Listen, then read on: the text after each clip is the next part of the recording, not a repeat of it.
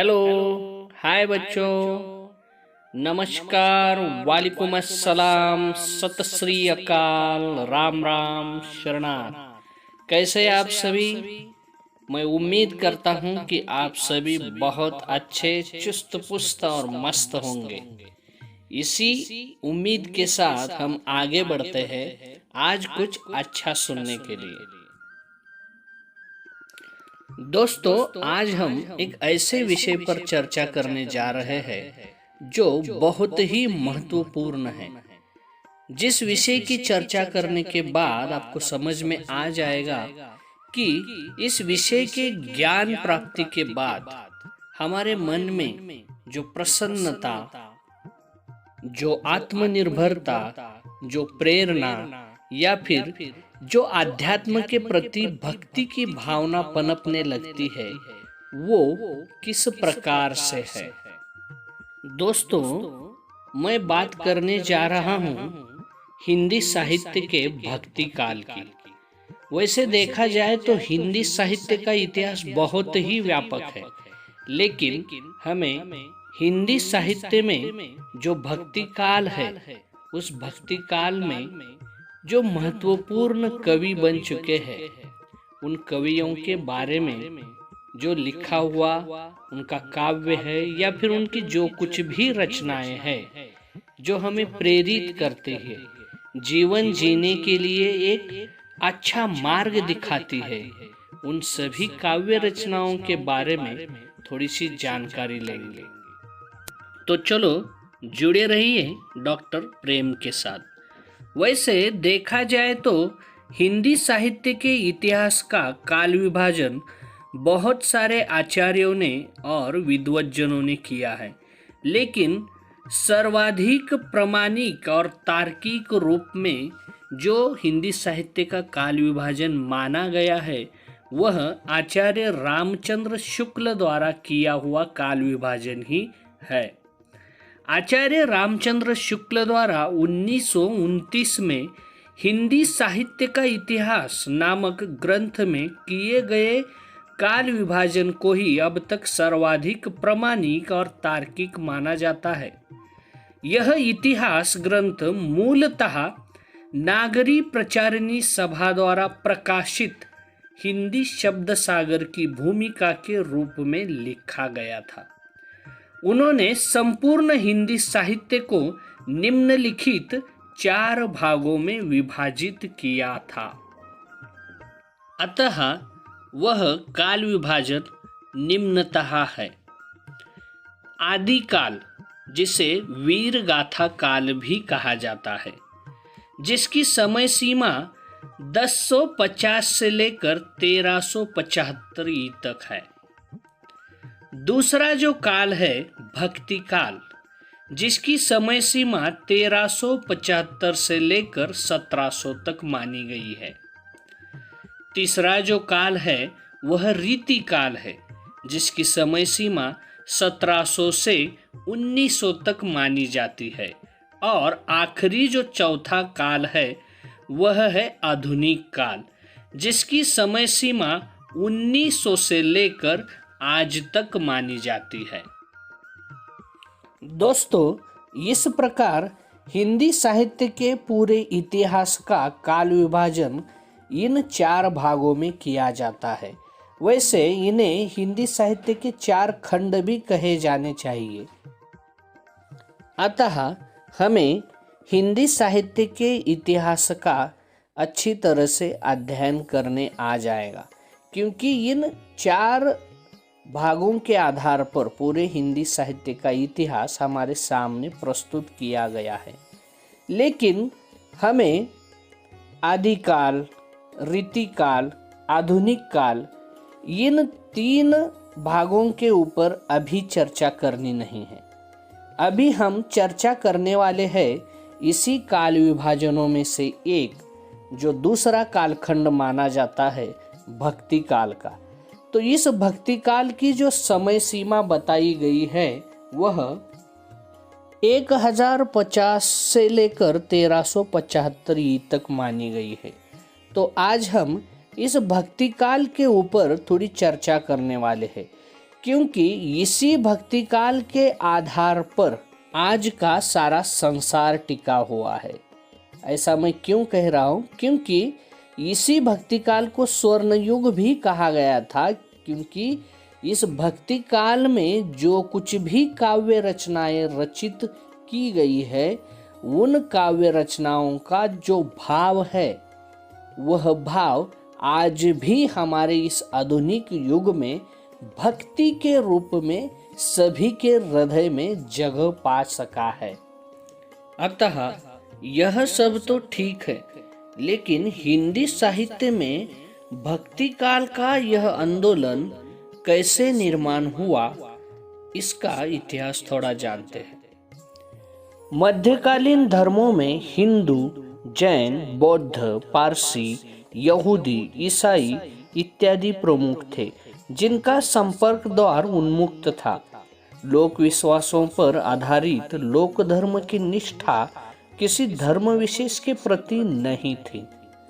हिंदू धर्म इस्लाम के संपर्क से मात्र व्यक्तिगत साधना का केंद्र न रहकर सामूहिक साधना का रूप धारण करने लगा था और उसमें आंदोलनकारी प्रवृत्तियां उभरने लगी थी। फलस्वरूप प्रायः सभी धर्मों में युगानुरूप परिस्थिति के अनुसार पंथों, संप्रदायों और उपसंप्रदायों तक की सृष्टि होने लगी, जिनका मुख्य उद्देश्य आत्मनिरीक्षण और परिस्थिति परीक्षण द्वारा आवश्यक सुधार करके परंपरागत आचार विचारों को किसी न किसी रूप में प्रश्रय देकर उन्हें जीवित रखना था। इस प्रयास में वैष्णव धर्म ने भागवत संप्रदाय के रूप में नेतृत्व किया और व्यापक प्रभाव डाला, जिसके माध्यम से भक्ति आंदोलन का सूत्रपात हुआ। इसीलिए तो हिंदी साहित्य में एक ऐसी भक्ति धारा है जो समस्त संसार को भुलाकर केवल ईश्वर का गुणगान कराती है। इस धारा से हमें भक्ति का आनंद भी मिलता है और ईश्वर प्रेम के रस से अद्भुत शांति भी मिलती है। इसीलिए तो इस धारा का नाम भक्ति काल पड़ा है। अतः इसी भक्ति काल में फिर से एक समस्या पैदा हो गई। भक्त तो बहुत सारे हो गए, लेकिन इन भक्तों में भी फिर से भगवान को मानने या ना मानने के आधार पर चर्चे होने लगे और इसी चर्चा के आधार पर फिर से जो मूर्ति की पूजा करने वाले हैं वो और जो मूर्ति को नहीं मानते हैं वो, ऐसे दो भक्तों की अलग अलग दो शाखाएं निर्माण हो गई। अतः इन भक्त कवियों में जहाँ सूरदास और मीराबाई सगुण शाखा की कृष्ण भक्ति में लीन रहे, वही कबीर और गुरु नानक देव ने अपने निराकार देव की निर्गुण भक्ति में जीवन दर्शन पाया है। इसी बात को मद्देनजर रखते हुए भक्ति काल की फिर से दो काव्य धाराएं बन गई, जिसमें निर्गुण काव्य धारा और सगुण काव्य धारा। अतः निर्गुण काव्य धारा के अंतर्गत आने वाले जो भी कवि या भक्त थे वह संत कहे गए, इसीलिए उसे संत काव्य धारा भी कहा जाता है। इस काव्य धारा में आने वाले जो भी कवि थे वे मूर्ति पूजा का विरोध करने वाले थे। वह ईश्वर को मानते तो थे, लेकिन निर्विकार ईश्वर था। निर्विकार ईश्वर अर्थात वो ज्ञान के आधार पर ईश्वर की प्राप्ति करना चाहते थे, जो अनुभव के आधार पर चलती है। वही दूसरी ओर सगुण काव्य धारा के अंतर्गत आने वाले जो भी कवि थे वह सारे कवि मूर्ति पूजा को लेकर चलने वाले थे, अर्थात वह मूर्ति पूजा पर विश्वास रखते थे। हाँ, भक्ति काल की यह जो दो मुख्य धाराएं हैं, उन दो मुख्य धाराओं की फिर से दो दो अलग शाखाएं बन जाती है। जैसे कि निर्गुण काव्य धारा के अंतर्गत पहली जो आ जाती है वह संत काव्य धारा, जिसे ज्ञानाश्रयी शाखा भी कहा जाता है, और दूसरी जो है वह सूफी काव्य धारा, जिसे प्रेम मार्गी धारा या प्रेम मार्गी शाखा भी कहा जाता है। अतः इसमें संत काव्य धारा के अंतर्गत आने वाले जो कवि है वह कबीरदास और गुरु नानक जी है। कबीरदास ने जैसे बीजक, समद, रमैनी, यह जो उनके ग्रंथ लिखे हैं वह बहुत प्रसिद्ध है। उसी तरह गुरु नानक जी ने भी जपू जी, गुरु ग्रंथ साहिब, ऐसे अनेक सारे ग्रंथ लिखे हैं। उसी तरह सूफी काव्य धारा के अंतर्गत, मतलब प्रेम मार्गी शाखा के अंतर्गत जो प्रमुख कवि है उनमें मलिक मोहम्मद जायसी, जिनका पद्मावत नाम का जो महाकाव्य है वह प्रसिद्ध है। उन्होंने पद्मावत, अखरावत, आखिरी कलाम ऐसे बहुत ही सुंदर महाकाव्य लिखे हैं।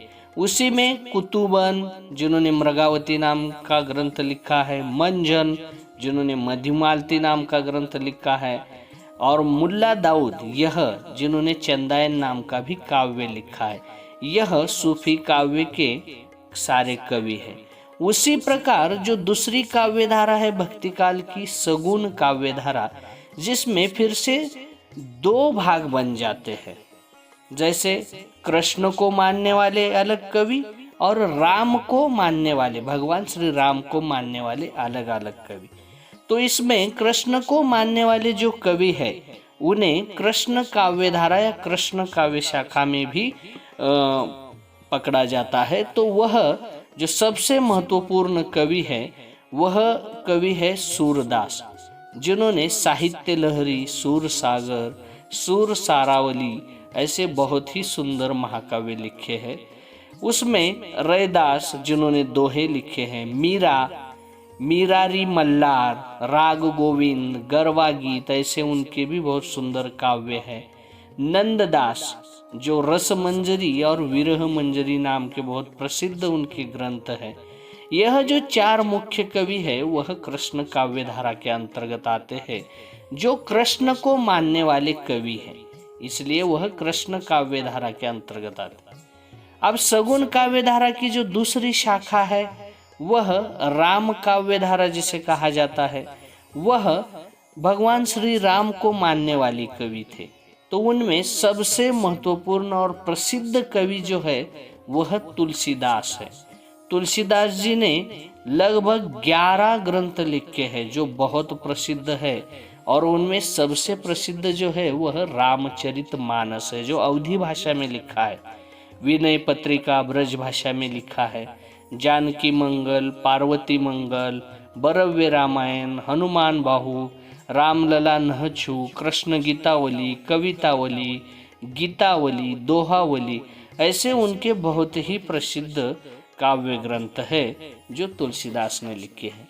इस प्रकार भक्ति काल की यह जो धारा है उनके मुख्य दो प्रकार हुए हैं, निर्गुण काव्य धारा और सगुण काव्य धारा। अतः इनमें सगुण काव्य धारा के अंतर्गत जो सबसे पहले कृष्ण काव्य को मानने वाले, मतलब कृष्ण को अपना ईश्वर मानकर उनकी पूजा करने वाले जो सबसे महत्वपूर्ण कवि के रूप में हमने देखे हैं वह मीराबाई और जो दूसरे हैं सूरदास। तो हम शुरुआत करते हैं मीराबाई से, जिन्होंने जो पद रचे हैं वो किस प्रकार है वो सुनते हैं।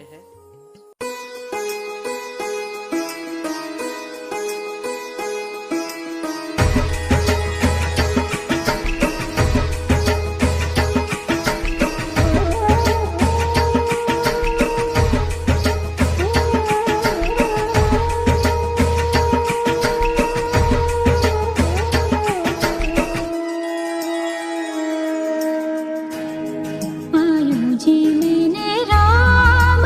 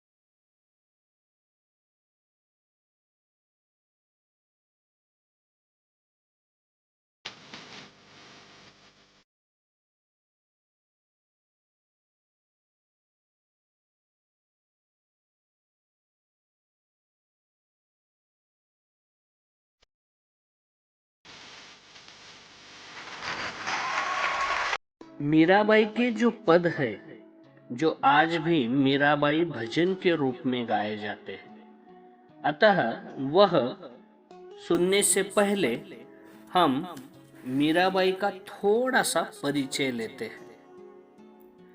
दक्षिण भारत में आलवारों की छत्र छाया में अपने सहज और स्वाभाविक रूप से पल्लवित होती हुई भक्ति कलिका ने श्री रामानुज, माधवाचार्य, विष्णु स्वामी और निम्बार्क प्रभृति प्रतिभा संपन्न आचार्यों की भाव रश्मि का संसर्ग पाकर केवल पूर्ण विकास ही प्राप्त नहीं किया, बल्कि प्रायः समूचे भारत को अपनी दिव्य सुगंधि से सुवासित कर दिया। किंतु राजस्थान इस प्रभाव से अप्रभावित ही रहा। उसकी भक्ति वीरता थी जो उसके कण कण में अनादि काल से समाई हुई थी।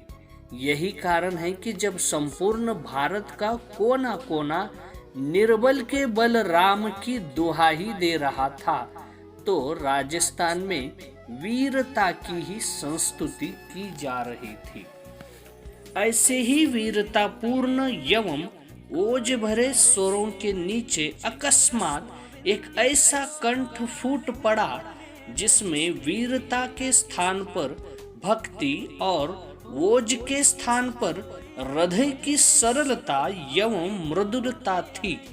यह कंठ मीराबाई का था। राजस्थान के इतिहास में मीराबाई का आविर्भाव शिलाखंड पर एक कामनीय लता के पल्लवित और कुसुमित होने के समान है। सांवरे के रंग में रंगी हुई इस प्रेम प्रतिमा की स्वर लहरी ने केवल मरुभूमि राजस्थान ही नहीं, वरन संपूर्ण भारत की अपनी पावन भावधारा से अभिसिंचित कर दिया है। इसी प्रेम पूर्ण भाव से पूर्णतः समर्पित अपने कृष्ण के प्रति दर्शन की दीवानी होने वाली मीराबाई के जो भजन या जो पद है, वह पूर्णतः कृष्ण को ही समर्पित है। इसलिए मीराबाई ने जो कुछ भी लिखा है, वह अपने कृष्ण को ही अपना ईश्वर मानते हुए लिखा है।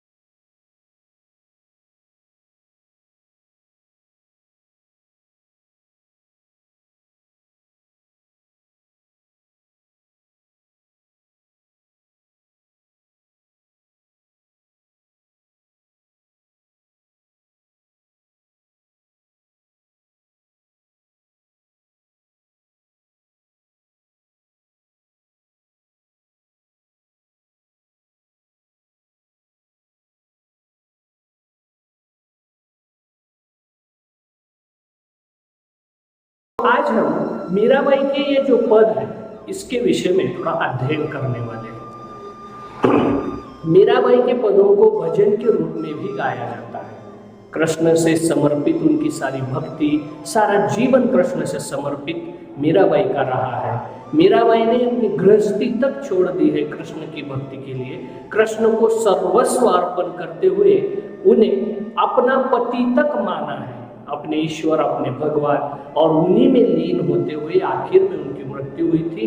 उन्हीं प्रसिद्ध कवियत्री मीराबाई का यह भजन कहो या फिर इसे पद भी कहेंगे, जिसका अध्ययन हम करते हैं। यह जो है पद, यह बहुत प्रसिद्ध है, बहुत गीतों में भी इसका इस्तेमाल किया गया है। तो शुरुआत करते हैं। पायो जी मैं तो राम रतन धन पायो, वस्तु अमोलक दी मेरे सतगुरु, करी कृपा अपनाई।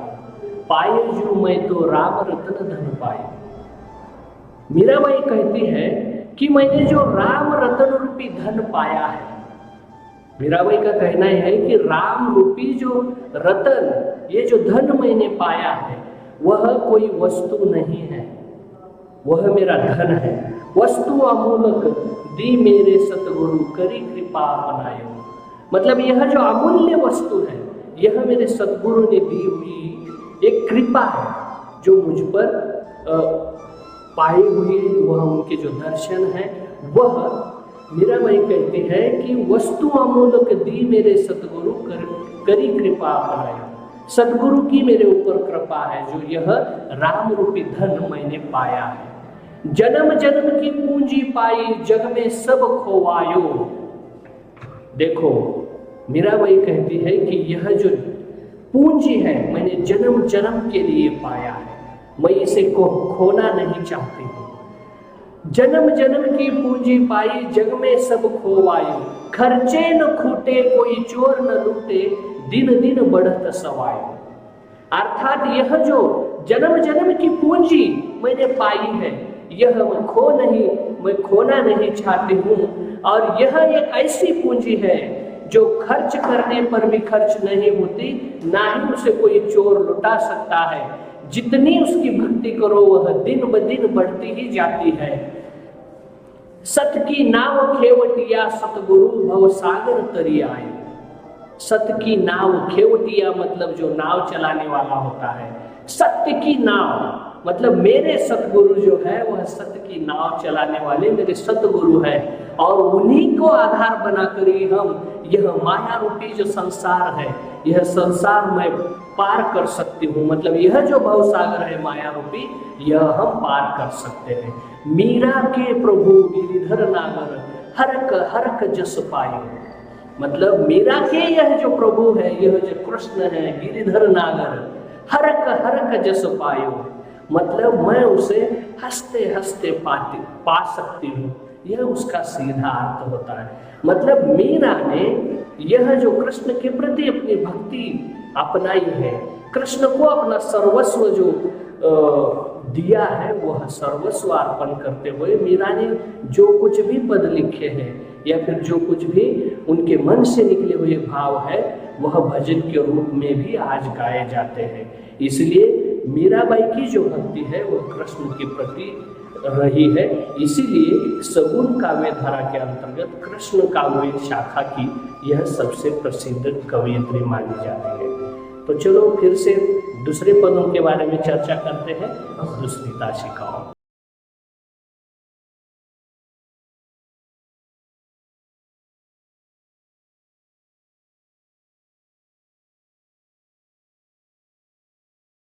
सूरदास के पदों का अध्ययन करने से पूर्व उनके बारे में थोड़ी चर्चा करते हैं, उनका थोड़ा सा ये परिचय जान लेते हैं।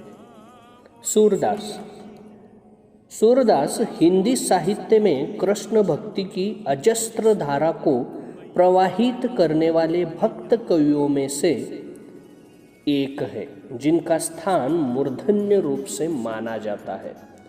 उनका जीवन वृत्त उनकी अपनी कृतियों से आंशिक रूप में और बाह्य साक्ष्य के आधार पर अधिक उपलब्ध होता है।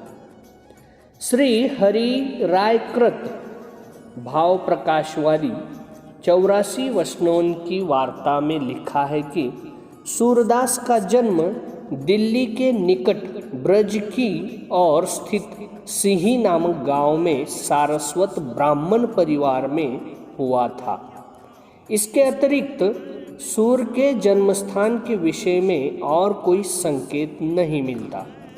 इस वार्ता में सूर का चरित्र गौ घाट से आरंभ होता है, जहां वे वैराग्य लेने के बाद निवास करते रहे। यही श्री वल्लभाचार्य से उनका साक्षात्कार हुआ था। अधिकांश विद्वानों ने सिंही गांव को ही सूरदास का जन्मस्थान माना है। सूरदास का जन्मकाल 1478 स्थिर किया जाता है। उनके जन्मांध होने या बाद में अंधत्व प्राप्त करने के विषय में अनेक किंवदंतियां हैं एवं प्रवाद भी फैले हुए हैं। वार्ता ग्रंथों के अनुसार 1509 या 10 ई के आसपास उनकी भेंट महाप्रभु वल्लभाचार्य से हुई और तभी उन्होंने शिष्यत्व ग्रहण किया। अकबर से भी उनकी भेंट का उल्लेख किया जाता है। वल्लभाचार्य के शिष्य बनने के बाद वे चंद्र सरोवर के समीप पारसोली गांव में रहने लगे थे। वही 1583 में उनका देहावसन हुआ। उनकी मृत्यु पर विट्ठलनाथ ने शोकार्त होकर कहा था, पुष्टि मार्ग को जहाज जात है, सो जाको कछु लेना होय सो लेऊ। अर्थात विट्ठलनाथ ने जो पुष्टि मार्ग की स्थापना की थी ना, उस पुष्टि मार्ग के प्रमुख कवि सूरदास थे और बहुत होशियार और ज्ञानी थे, इसलिए उन्हें पुष्टि मार्ग का जहाज कहा गया था। इसलिए उनके मृत्यु पर यह वक्तव्य उन्होंने किया था। वास्तविक रूप में देखा जाए तो सूर्य के काव्य का मुख्य विषय कृष्ण भक्ति है, क्योंकि कृष्ण को ही अपना आराध्य मानते हुए सूरदास ने कृष्ण के बचपन से लेकर उनके बड़े होने तक राधा कृष्ण की अनेक लीलाओं का वर्णन भी उन्होंने सूर सागर में आगे चलकर किया है। सूर के भाव चित्रण में वात्सल्य भाव को श्रेष्ठतम कहा जाता है। यह सबसे बड़ी खासियत है। बाल भाव और वात्सल्य से सने मात्र हृदय के प्रेम भावों के चित्रण में सूर अपना स्वर साध चुके हैं। बालक की विविध चेष्टाओं और विनोदों के क्रीड़ास्थल, मात्र हृदय की अभिलाषाओं, उत्कंठाओं और भावनाओं के वर्णन में सूरदास हिंदी के सर्वश्रेष्ठ कवि ठहरते हैं। वात्सल्य भाव के पदों की विशेषता यह है कि उनको पढ़कर पाठक जीवन की नीरस और जटिल समस्याओं को भूलकर उनमें मग्न हो जाता है। दूसरी ओर भक्ति के साथ श्रृंगार को जोड़कर उसके संयोग एवं वियोग पक्षों का जैसा मार्मिक वर्णन सूर ने किया है, वैसा अन्यत्र दुर्लभ है।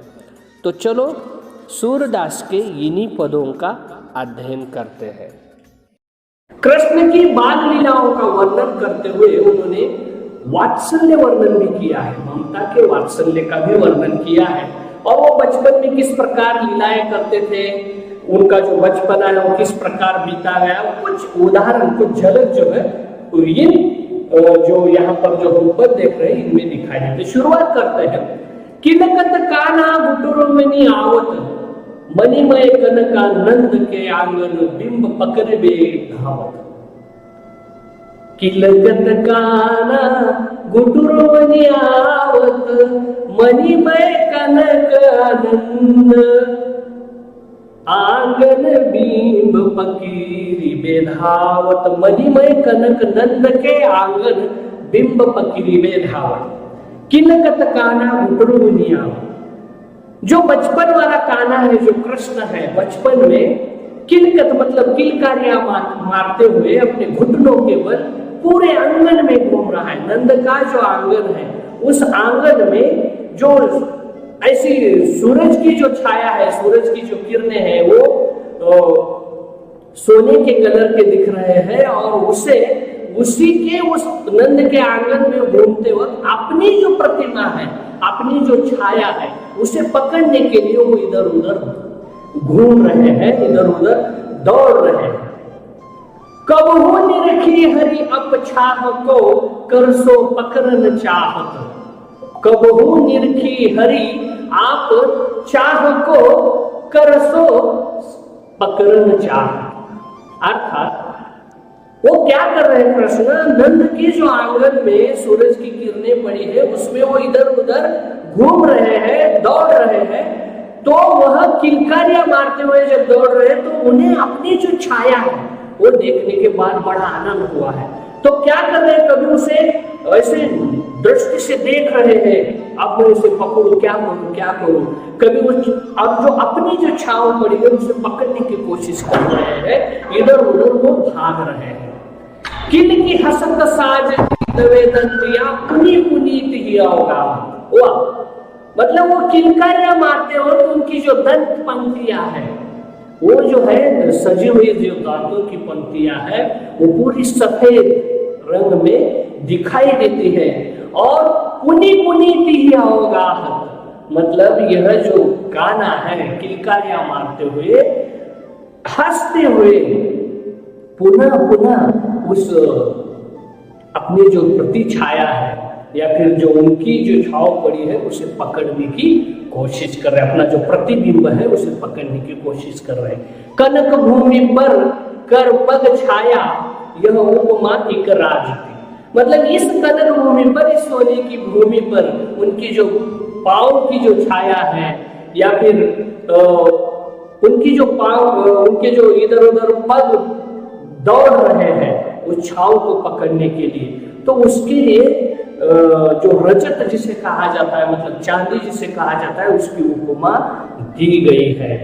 आगे देखो, प्रतिकर प्रतिपद, प्रतिकर प्रतिपद प्रतिमान वसुधा कमल बैठ की साजती, अर्थात प्रतिकर मतलब अपने जो हाथ है, प्रतिपद अपने जो पद है मतलब अपने जो पांव है वो देखकर वसुधा जो है कमल बैठ की साजत, अर्थात उनके जो पैर है, जो हाथ है और वो जब ऐसे बैठे हैं तो ऐसा लग रहा है कि कमल के बीच से कोई ऐसा फूल उमड़ रहा है, इतनी सुंदर मतलब वो सजा हुआ है, ऐसा उनका वो सारा व्यवहार जो है दिखाई दे रहा है। बाल दशा सुख निरखी जसोदा पुनी पुनी नंद मुलावती, मतलब ये बाल कृष्ण जो है ना उसका यह जो अवतार है वो देख रही है। बाल दशा सुख निरखी जशोदा, जशोदा जो है, यशोदा माता जो है कृष्ण की ये सारी लीलाएं देखकर नंद को बुला रही है, पुनः पुनः बुला रही है कि देखो ये हमारा बच्चा ऐसा कितना अपने आंगन में इधर उधर दौड़ रहा है, हंस रहा है, किलकारियां मार रहा है, बहुत सुंदर वर्णन है। और आखिरी पंक्तियां देखो, आंचरातर लय ढाकी सूर के, आंचरातर लय ढाकी सूर के प्रभु को दूध पियावती, कितना सुंदर और वर्णन है। ममता का जो वात्सल्य है वह वात्सल्य इन पंक्तियों में दिखाई देता है। आंचरातर लय ढाकी सूर के प्रभु को दूध पियावती, मतलब सूर के प्रभु मतलब कृष्ण को यशोदा जो है अपने आंचल में छुपा रही है और उसे ढक कर दूध पिला रही है। मतलब यह जो ममता की माया है, यह जो ममता का वात्सल्यपूर्ण वर्णन है, यहाँ पर सूर्य ने अपनी इन आखिरी पंक्तियों में बताया है।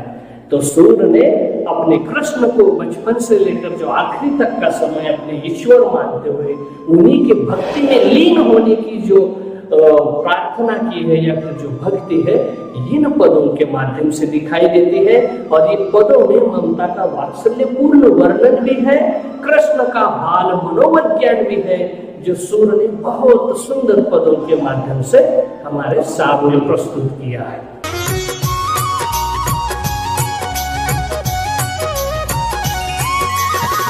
मैं नहीं माखन खायूं,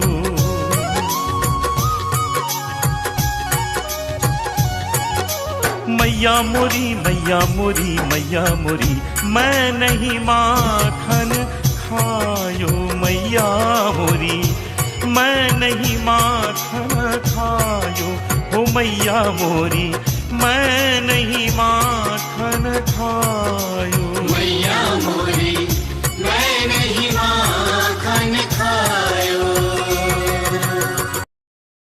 तो चलो दोस्तों, अभी हम एक ऐसे महान प्रतिभाशाली व्यक्ति की चर्चा करने वाले हैं जिन्हें कवि कम और एक विद्रोही समाज सुधारक कहना बहुत उचित होगा। संत कबीर। हाँ दोस्तों, संत कबीर। मैं कहता आँखन की देखी, तू कहता कागज की लेखी, अर्थात मैं आँखों से देखकर विश्वास करने वालों में से हूँ और तू एक ऐसा मूर्ख व्यक्ति है जो केवल कागज पे लिखा हुआ देखकर बात करता है। यह इस पंक्ति का अर्थ होता है, मतलब इतने कड़वे शब्दों में अपनी अभिव्यक्ति को व्यक्त करने वाले और समाज में उसी प्रकार का बदलाव चाहने वाले संत कबीर। उनके दोहों का अध्ययन करने से पहले उनके जीवन चरित्र के बारे में थोड़ा सा परिचय लेते हैं। भारतीय धर्म साधना के इतिहास में कबीरदास ऐसे महान विचारक एवं प्रतिभाशाली महाकवि है जिन्होंने शताब्दियों की सीमा का उल्लंघन कर दीर्घ काल तक भारतीय जनता का पथ अलोकित किया और सच्चे अर्थों में जनजीवन का नायकत्व किया। अक्षर ब्रह्म के परम साधक कबीरदास सामान्य अक्षर ज्ञान से रहित थे। उन्होंने बड़े स्पष्ट शब्दों में कहा, मसी कागद छुओ नहीं, कलम गहियो नहीं हाथ। अर्थात मैंने आज तक कभी कागज को छुआ तक नहीं और ना ही मैंने कभी हाथ में कलम ली है, बल्कि जो कुछ भी मुझे लगा, जो कुछ भी मैंने मेरे आँखों से देखा, वो मैंने मेरे अभिव्यक्ति के माध्यम से समाज तक पहुंचाने का प्रयास किया है। अतः यह बात निर्विवाद है कि उन्होंने स्वतः किसी ग्रंथ को लिपिबद्ध नहीं किया है। संत मत के समस्त कवियों में कवि कबीर सबसे अधिक प्रतिभाशाली एवं मौलिक थे। उन्होंने कविता लिखने की प्रतिज्ञा करके कहीं पर कुछ नहीं लिखा है, न उन्हें पिंगल और अलंकारों का ज्ञान था, तथापि उनमें काव्यानुभूति इतनी प्रबल एवं उत्कृष्ट थी कि वे सरलता के साथ महाकवि कहलाने के अधिकारी है। कवि के रूप में कबीर जीवन के अत्यंत निकट है। सहजता उनकी रचनाओं की सबसे बड़ी शोभा और कला की सबसे बड़ी विशेषता है। उनके काव्य का आधार स्वानुभूति तथा यथार्थ है। वे जन्म से विद्रोही, प्रकृति से समाज सुधारक, कारणों से प्रेरित होकर धर्म सुधारक, प्रगतिशील दार्शनिक और आवश्यकतानुसार कवि थे। उनके व्यक्तित्व का पूरा प्रतिबिंब उनके साहित्य में विद्यमान है। तो चलो उनके दोहों के ऊपर हम चर्चा करते हैं। उन्होंने अपनी वाणी को ही ओझल रूप में समाज के सामने प्रस्तुत किया है, वह भी बहुत ही प्रतिभाशाली रूप में। इसीलिए उन्हें वाणी के डिक्टेटर भी कहा जाता है। तो उनके दोहों में वो हर बात आपको दिखाई देगी जो हम अभी देखने वाले हैं।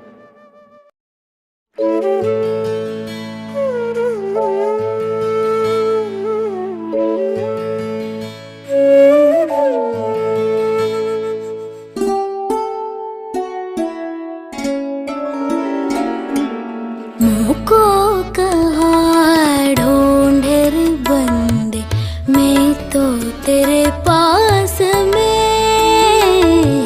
मुझको कहा ढूंढे रे बंदे, मैं तो तेरे पास में।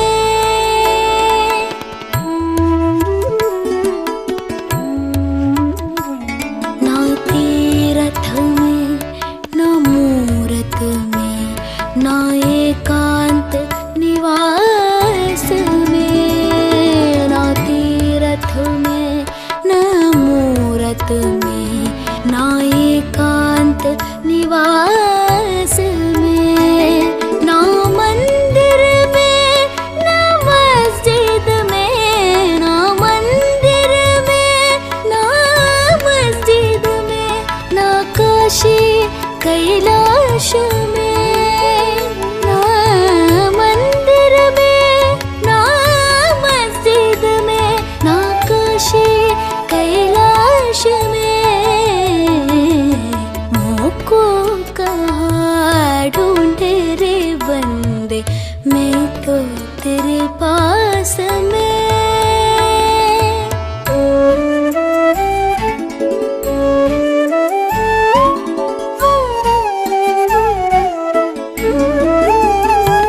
ना मैं जप में ना मैं तप में, ना मैं व्रत उपास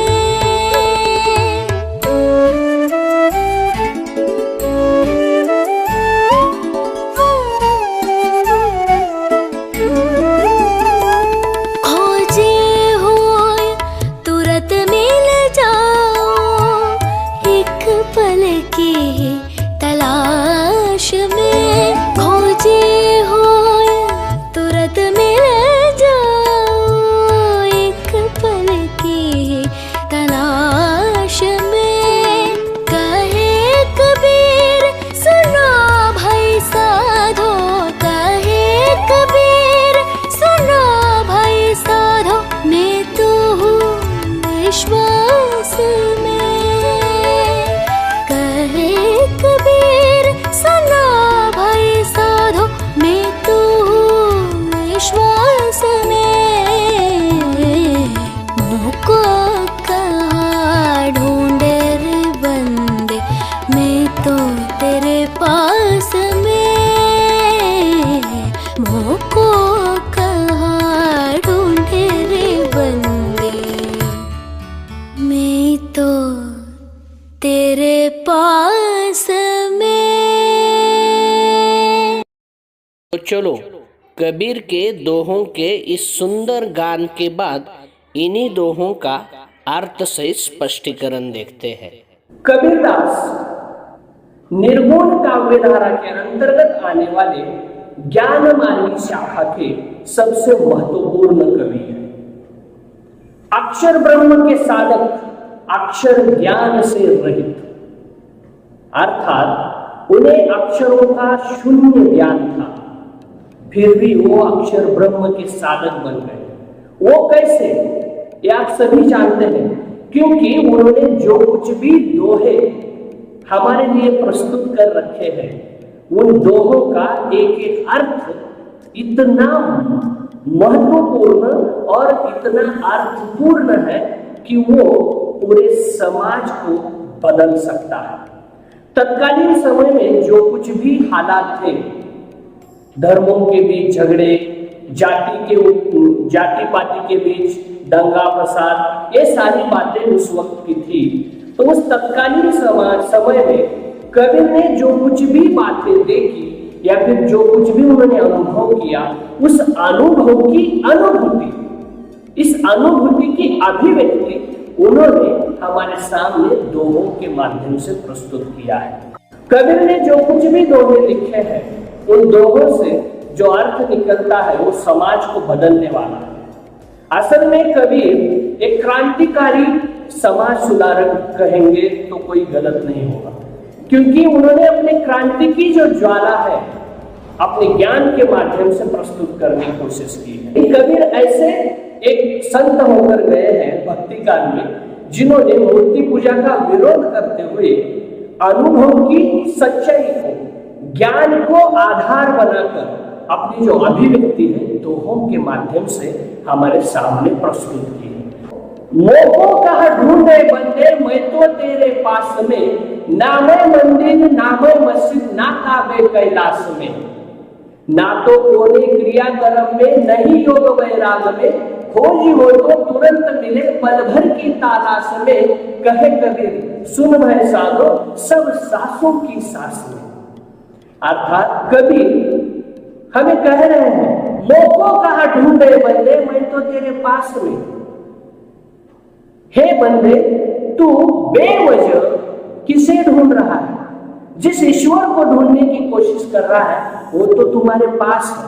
मतलब ईश्वर उसे कह रहे हैं, मोको कहा ढूंढे बंदे, मैं तो तेरे पास में, ना मैं देवल ना मैं मस्जिद ना काबे कैलाश में, ना मैं मंदिर में हूं ना मैं मस्जिद में हूं, ना ही काबे कैलाश में, ना मैं मंदिर में हूं ना मस्जिद में हूं ना काबे में हूं ना कैलाश में हूं। तो कहाँ है? ना तो कोने क्रिया कर्म में नहीं योग वैराग में। मुझे पाने के लिए तुम्हें कोई क्रिया कर्म करने की जरूरत नहीं है, कोई तप साधना कोई करने की जरूरत नहीं है, ना मेरे लिए कोई योग करने की जरूरत है, ना वैराग, वैराग मतलब वैराग्य धारण करने की भी जरूरत नहीं है, मेरे लिए संन्यास भी लेने की जरूरत नहीं है, क्योंकि खोजी हो तो तुरंत मिले पल भर की तलाश में। वाह, खोजी हो तो तुरंत मिले पल भर की तलाश में। अगर तू मुझे खोजने निकला तो मैं तुझे पल भर की तलाश में मिल जाऊंगा। तो कहाँ मिल जाऊंगा मैं तुझे? कहते कबीर सुनो, कहे कबीर सुनो भाई साधो सब सांसों की सांस में।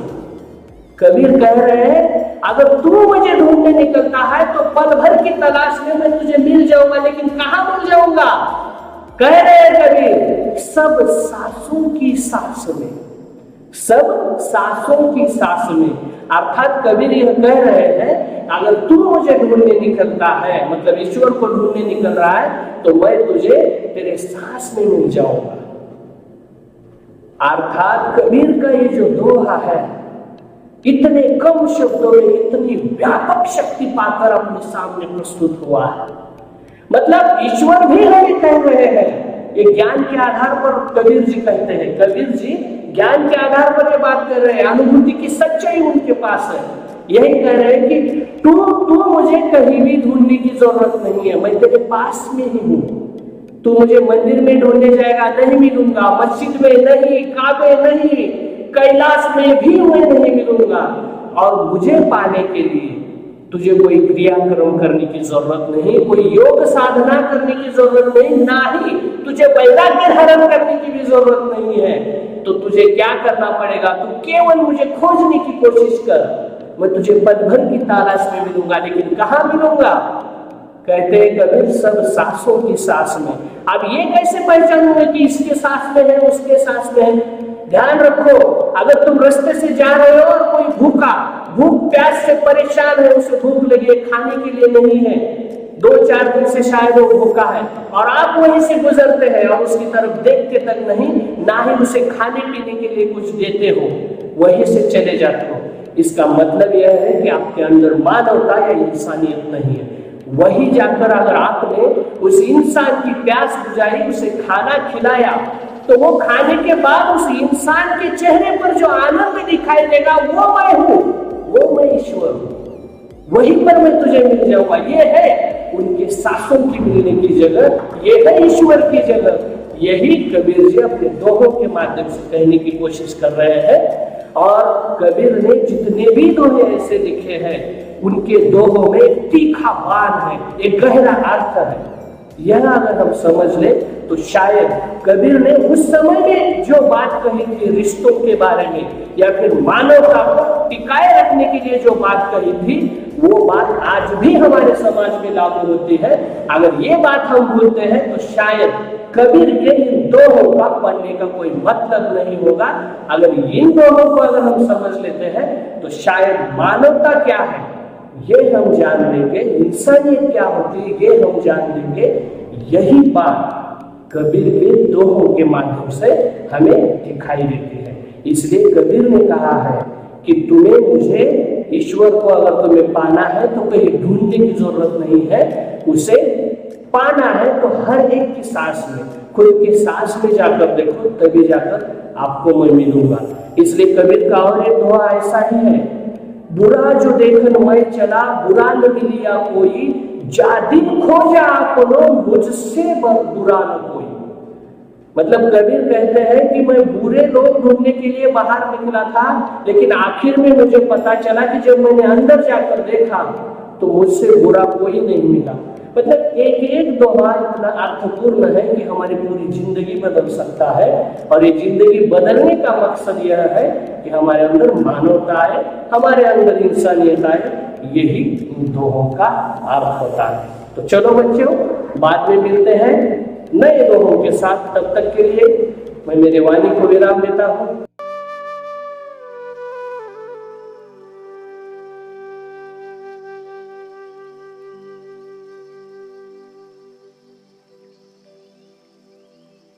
अतः हम भक्ति काल की निर्गुण काव्य धारा, यह जो शाखा है, उसके अंतर्गत आने वाली संत काव्य परंपरा के जो महत्वपूर्ण और समन्वयशील उदार प्रवृत्ति के जो व्यक्ति थे गुरु नानक देव, इनके बारे में थोड़ी चर्चा करेंगे और फिर उनके पदों के ऊपर अध्ययन करेंगे।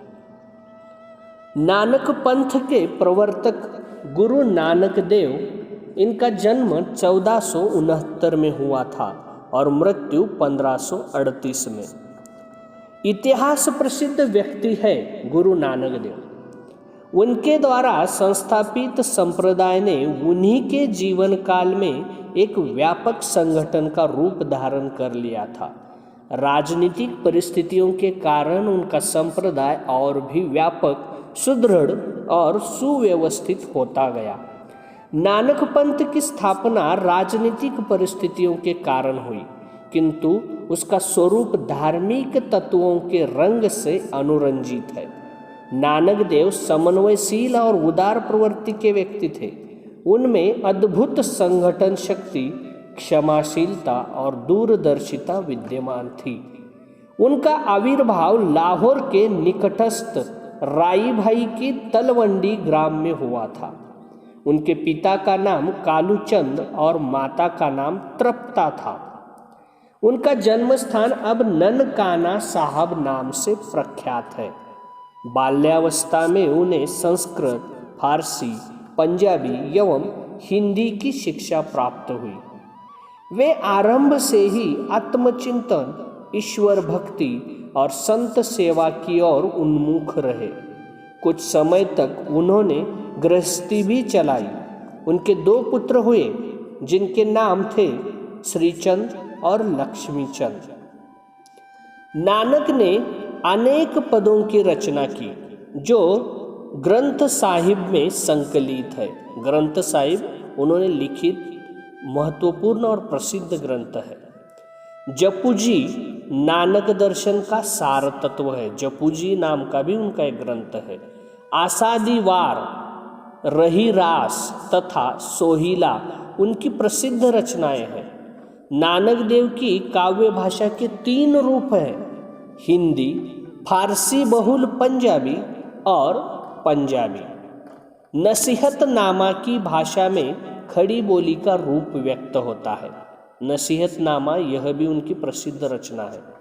नानक का अधिकांश साहित्य पंजाबी में ही है, किंतु उन्होंने ब्रज भाषा की शब्दावली का भी प्रयोग किया है। उनकी भाषा में प्रवाह और सहजता है। धार्मिक रूढ़िवाद, जाति के संकीर्ण बंधनों तथा अनाचारों के प्रति उन्होंने सदैव विरोध का स्वर उठाया। उनके काव्य में निर्गुण ब्रह्म के प्रति उच्च कोटि की भक्ति भावना विद्यमान है, किंतु इसके साथ ही अन्य धार्मिक विचारधाराओं के लिए भी उनके मन में श्रद्धा थी। सत्य के प्रति आस्था के फलस्वरूप उनकी वाणी में स्पष्टता और उद्बोधन की प्रखरता मिलती है। अतः उन्होंने लिखे हुए जो पद है उनका अध्ययन करने से पूर्व उन्हें संगीत के रूप में सुनते हैं।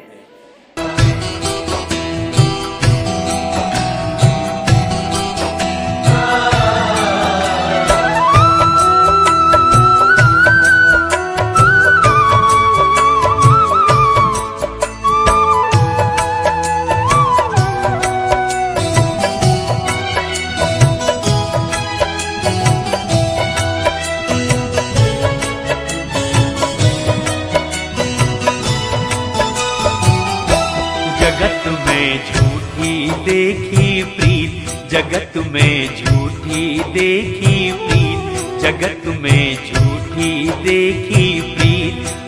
में झूठी देखी प्रीत, झूठी देखी प्रीत जगत में, झूठी देखी प्रीत जगत में, झूठी देखी प्रीत जगत में, झूठी देखी प्रीत जगत में, झूठी देखी प्रीत जगत में झूठी देखी प्रीत, जगत में झूठी देखी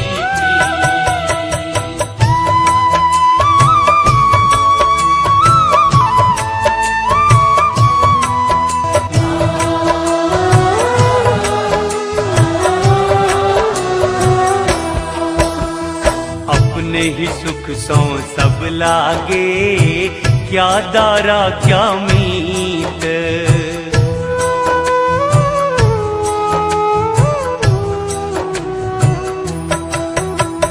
अपने ही सुख सौ सब लागे, क्या दारा क्या मीत, अपने ही सुख सो सब लागे, क्या दारा क्या मीत, अपने ही सुख सौ सब लागे, क्या दारा क्या मीत, अपने ही सुख सो सब लागे,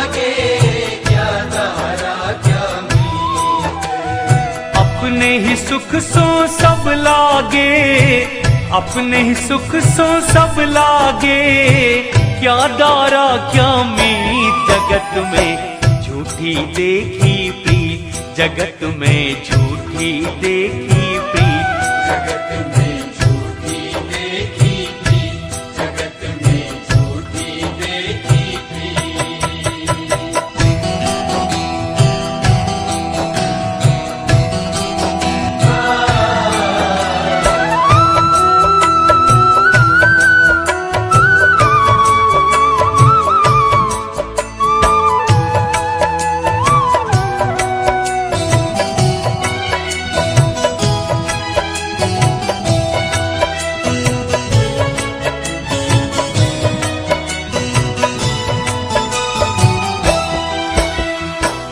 मेरो मेरो सभे कहते हैं, हित सो बांधो चीत,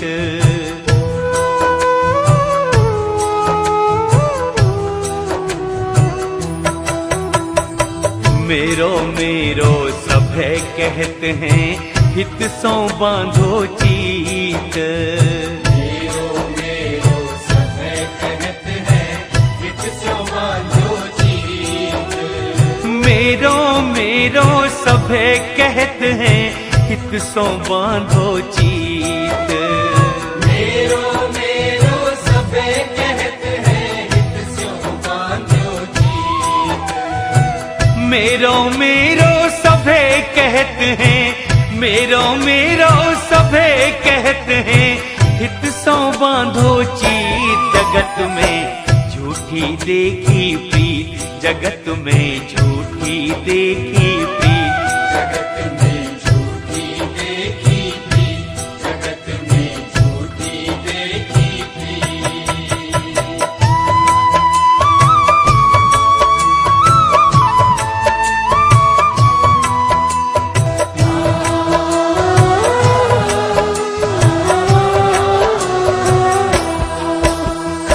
अंत काल संगीन को एह अचरज है रीत,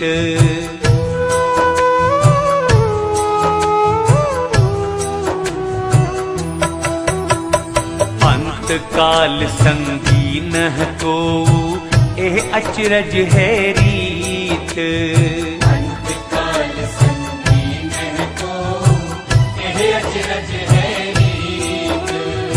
अंतकाल संगीन को एह अचरज है रीत, अंतकाल संगीन को यह अचरज है रीत।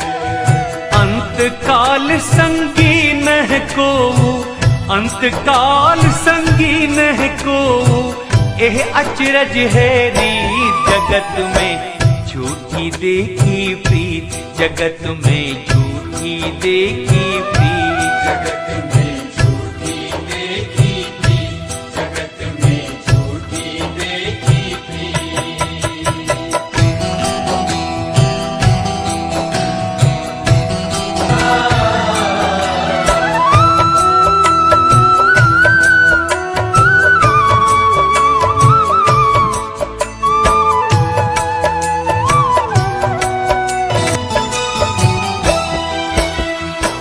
मन मूरख अजहू नहीं समझत, सिख दे हार्यो नीत,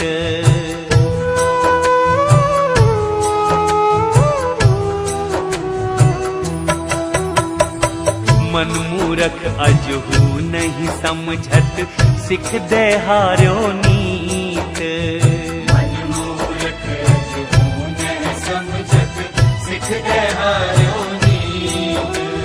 मन मूरख अजहू नहीं समझत, सिख दे हार्यो नीत, मन मूरख अजहू नहीं समझत, सिख दे हार्यो नीत। मन मूरख अजहू नहीं समझत, मन मूरख अजहू नहीं समझत, सिख दे हार्यो नीत, जगत में झूठी देखी प्रीत, जगत में झूठी देखी प्रीत, जगत में झूठी देखी प्रीत, जगत में झूठी देखी प्रीत।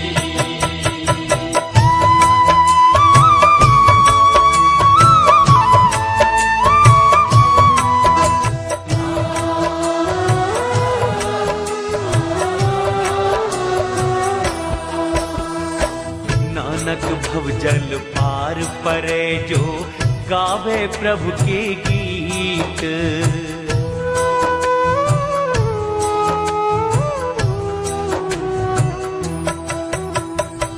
नानक भव जल पार परे जो गावे प्रभु के गीत।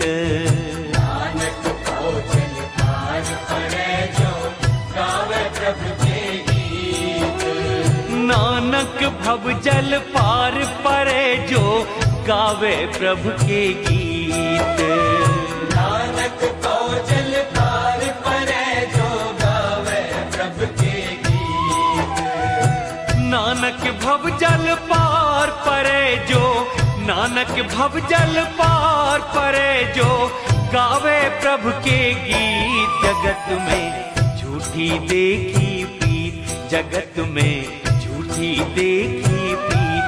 जगत में झूठी देखी प्रीत, जगत में झूठी देखी प्रीत। झूठी देखी प्रीत जगत में, झूठी देखी प्रीत जगत में, झूठी देखी प्रीत जगत में, झूठी देखी प्रीत जगत में, झूठी देखी प्रीत। जगत में झूठी देखी प्रीत, जगत में झूठी देखी प्रीत। जगत में झूठी देखी प्रीत, जगत में झूठी देखी प्रीत। तो चलिए उन्होंने जो पद रचे हैं उन पदों के ऊपर थोड़ा सा अध्ययन करते हैं। भक्ति काल की दो धाराएं, सगुण काव्य धारा और निर्गुण काव्य धारा। हमने अब तक देखा कि जहां सूरदास और मीराबाई सगुण शाखा की कृष्ण भक्ति में लीन है, वही कबीर अपने निराकार देव की निर्गुण भक्ति में जीवन दर्शन पाने की कोशिश करते हैं। ठीक उसी प्रकार निर्गुण भक्ति काव्य धारा में दूसरे जो कवि है गुरु नानक देव जी, इन्होंने अपनी समन्वयशीलता के आधार पर जो निराकार ईश्वर की सेवा अपने ज्ञान की अभिव्यक्ति द्वारा प्रस्तुत की है, वो उनके निम्नलिखित पदों के माध्यम से हम देखने वाले हैं। उनके पदों में जो वास्तविकता है वह हमारे रोजमर्रा की जिंदगी को प्रस्तुत करने में सक्षम है। तत्कालीन समय में जो भी हालात थे उन्हीं को आधार बनाकर उन्होंने अपने पद रचे हैं, लेकिन तत्कालीन समय के जो पद है आज भी अगर हम देखते हैं तो इन पदों में जो वास्तविकता, जो सच्चाई छुपी हुई है वह आज भी हम बहुत ही सक्षम रूप में देख सकते हैं। आज भी हमारे आजू बाजू के परिवेश में, परिवेश ही नहीं बल्कि पूरे विश्व में यही हालात चल रहे हैं जो इनके पदों में उन्होंने उस वक्त कहे थे। अर्थात इनके पदों का जो मोल है, इनके पदों में कही गई जो दूरदृष्टि है वह बहुत ही अर्थजन्य और हमारी आज की परिस्थिति की भयावहता का चित्रण हमारे सामने प्रस्तुत करते हैं। तो चलो देखते हैं उनके पदों के माध्यम से। झूठी देखी प्रीत जगत में झूठी देखी प्रीत, झूठी देखी प्रीत जगत में झूठी देखी प्रीत। अर्थात उनके पदों की शुरुआत ही ऐसी है, झूठी देखी प्रीत जगत में झूठी देखी प्रीत। मतलब गुरु नानक देव जी कहते हैं कि आज के जगत में, मतलब आज की इस दुनिया में जो कुछ भी चल रहा है वो केवल ऊपरी दिखावा है। प्रीत, प्रीत का अर्थ होता है प्रेम, प्यार, स्नेह। और इस प्रीत की जो संकल्पना है, जिन बातों को आधार बनाकर बनाई गई है, वो प्रीत आज भी अगर हम देखते हैं तो हमें वह ऊपरी तौर पर दिखाई दे रही है। अपवादात्मक दृष्टि से देखा जाए तो यह बात बहुत मतलब 90% के आगे हम कह सकते हैं कि आज जगत में ये सारा झूठा बाजार चालू है। इस संसार में यह जो प्रीत नाम की जो संकल्पना है हम देख रहे हैं झूठे तौर पर दिखाई देती है। बहुत सारे इंसान ऐसे हैं जो अपने इंसानियत को छोड़कर, अपनी मानवता को छोड़कर केवल दिखावे के लिए प्रीत लगा रहे हैं, लेकिन यह प्रीत झूठी है, ऐसा गुरु नानक जी का कहना है। वो क्यों है देखते हैं आगे। अपने ही सुख सो सब लागे, क्या दारा क्या मीत, मेरो मेरो सभी कहत है, हित सो बाध्यो चीत। वाह, अपने ही सुख सो सब लागे, क्या दारा क्या मीत। दारा मतलब पत्नी और मीत मतलब मित्र दोस्त। अपने ही सुख में सभी लीन है, सभी अपना ही स्वार्थ देख रहे हैं। अब इसमें हमारी पत्नी भी हो सकती है, हमारे मित्र भी हो सकते हैं। सभी को अपना अपना पड़ा है, उन्हें किसी का कोई लेना देना नहीं है, क्योंकि मेरो मेरो सभी कहते हैं, हित सो बांधो चीत। मतलब इनका हित दूसरों में नहीं है, वो खुद का हित देख रहे हैं, और खुद का हित देखने में वो अपना अपना जो कह रहे हैं ना, इसमें उनका चित्त लगा हुआ है, उनका ध्यान दूसरों की ओर नहीं है। जो कुछ भी है वो मेरा ही है, जो कुछ भी मिलना चाहिए वो मुझे ही मिलना चाहिए, जो कुछ भी पाऊंगा वो मुझे ही मिलना है। मतलब जो चाहिए वो केवल स्वार्थ की दृष्टि से वो अपने लिए ही सोच रहा है, दूसरों के लिए सोच नहीं रहा है। और जो इंसान दूसरों के बारे में नहीं सोचता, अर्थात उसमें इंसानियत बहुत दूर तक दिखाई नहीं देगी। यही इसका सीधा अर्थ होता है। आगे देखते हैं, अंतकाल संगी नहीं को यह अचरज की रीत।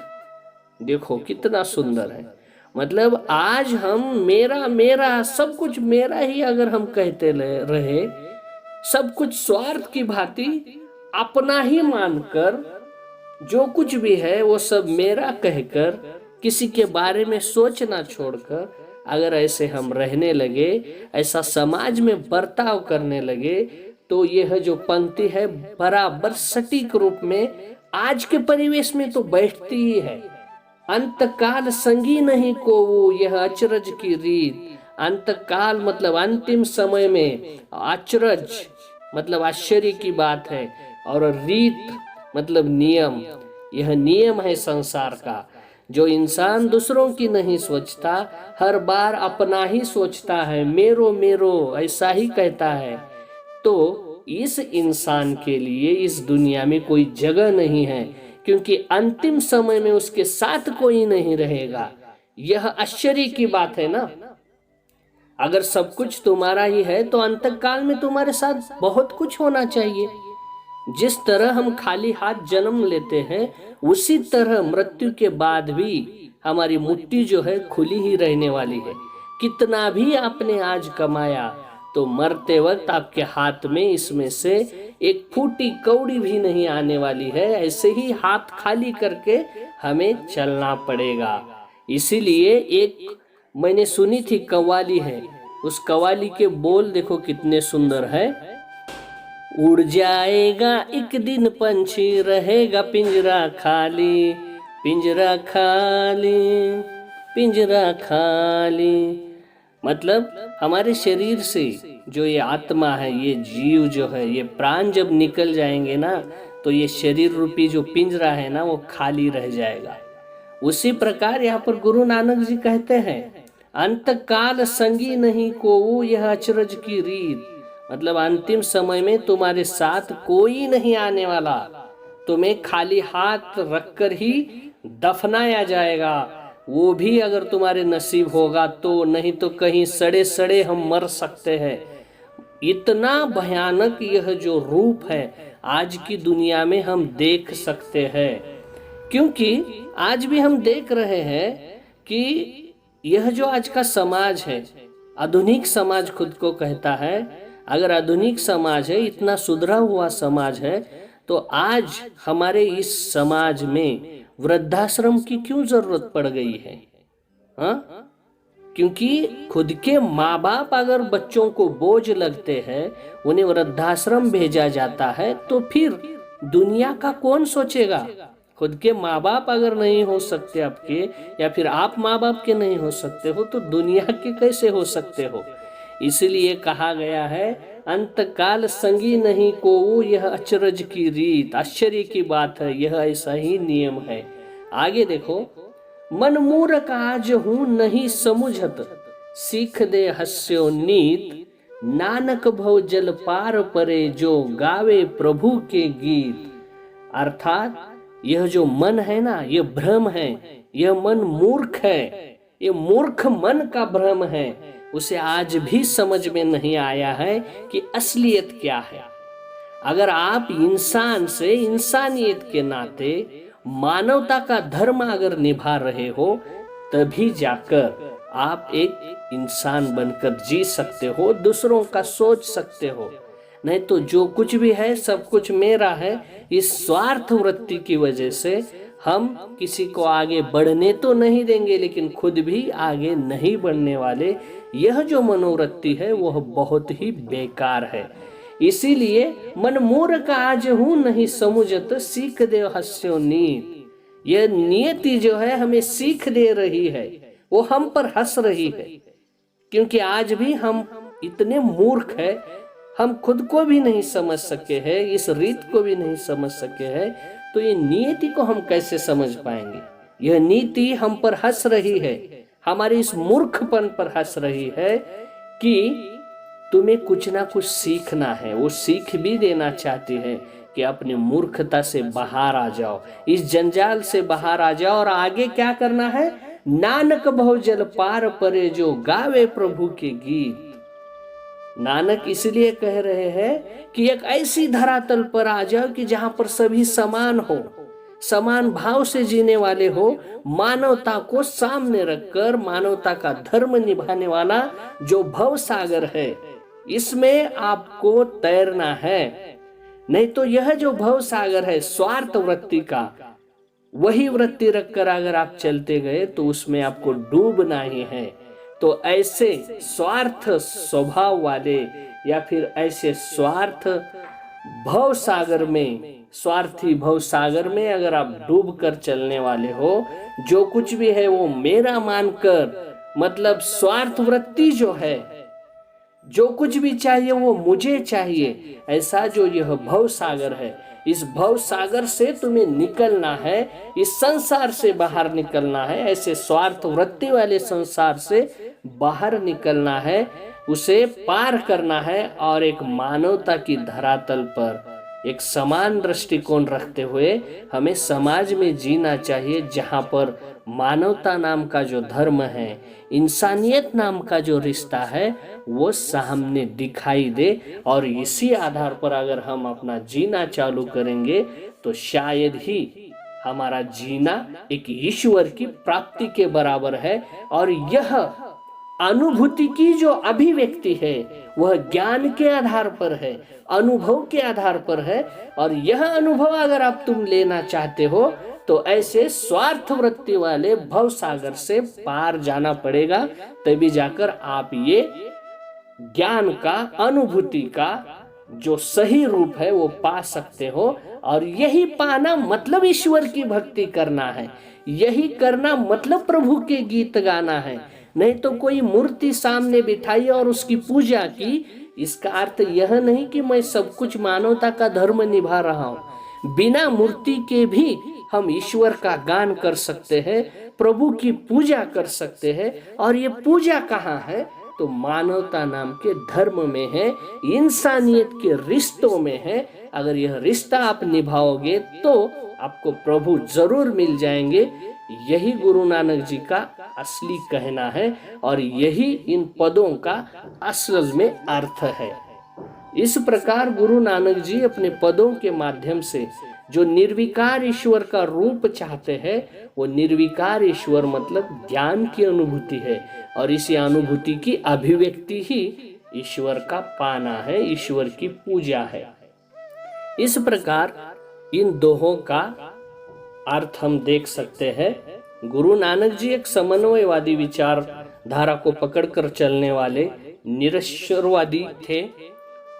अब भक्ति के इन पदों में भले ही निर्गुण काव्य धारा हो या सगुण काव्य धारा हो, इन दो काव्य धाराओं में भले ही अलग अलग विचार रखे होंगे, लेकिन इनमें साम्य इस बात का है कि दोनों धाराएं अलग तो है, लेकिन इनकी भक्ति की जो पद्धति है वह थोड़ी अलग है। ये वैसे में हम देख सकते, लेकिन इनका जो उद्देश्य है, इन दो धाराओं के कवियों का जो उद्देश्य है वह एक ही उद्देश्य है। भले ही एक ईश्वर को मानता है और दूसरा ईश्वर को नहीं मानता है, लेकिन उनका जो उद्देश्य है वो मानवता के धर्म को निभाने का है, और यही उद्देश्य लेकर ये भक्ति धारा आगे चली है।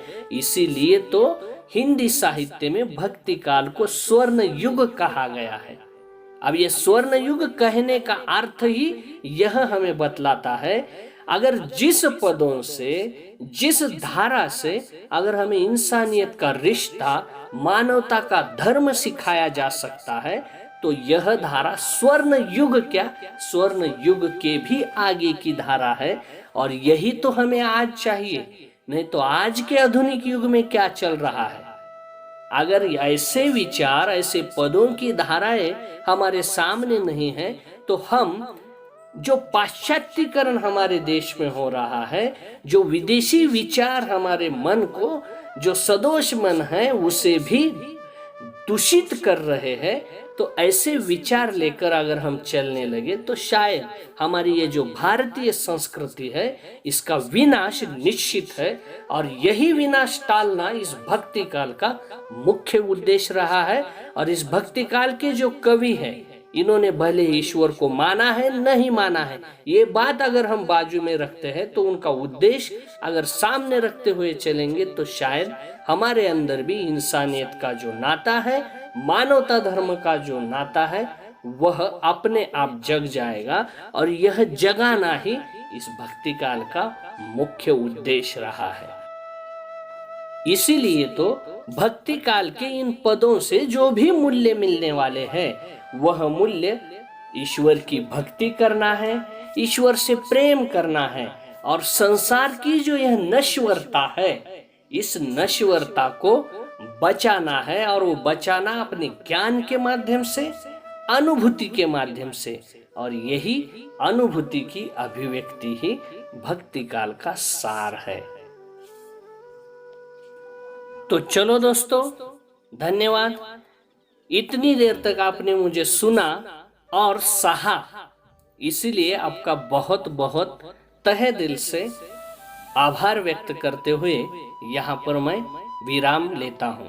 धन्यवाद।